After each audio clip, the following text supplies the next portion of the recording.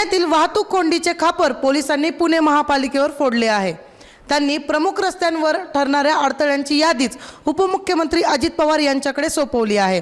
त्यात पालिकेने नक्की काय उपाययोजना कराव्या हे देखील दिले आहे।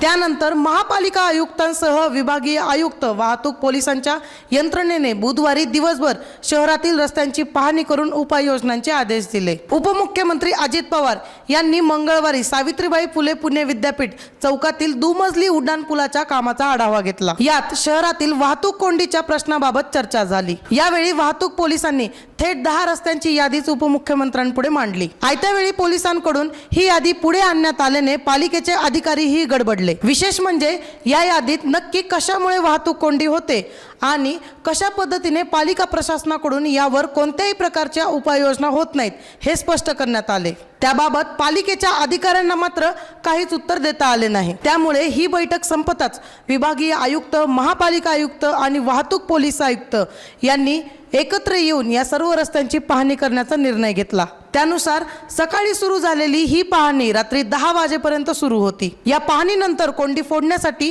कोणत्या विभागाने काय उपाययोजना करायच्या याबाबत आज गुरुवारी पुन्हा या सर्व विभागांची एकत्रित बैठक बोलवण्यात आल्या असल्याचे पुणे महापालिका आयुक्त डॉक्टर राजेंद्र भोसले यांनी सांगितले आहे। वाहतूक पोलिसांनी यादीत समाविष्ट केलेल्या पुणे शहराच्या वाहतूक कोंडीचे कारण ठरलेल्या 10 रस्त्यांची नावे आपण पाहू। नॉर्थ मेन रस्ता कोरेगाव पार्क, पुणे बंगळुरू महामार्ग, बानेर सूस रस्ता, सोलापूर रस्ता, पुणे नगर रस्ता, कात्रज मंतरवाडी रस्ता, जुना मुंबई पुणे महामार्ग, ठेऊर फाटा लोणीकंद रस्ता,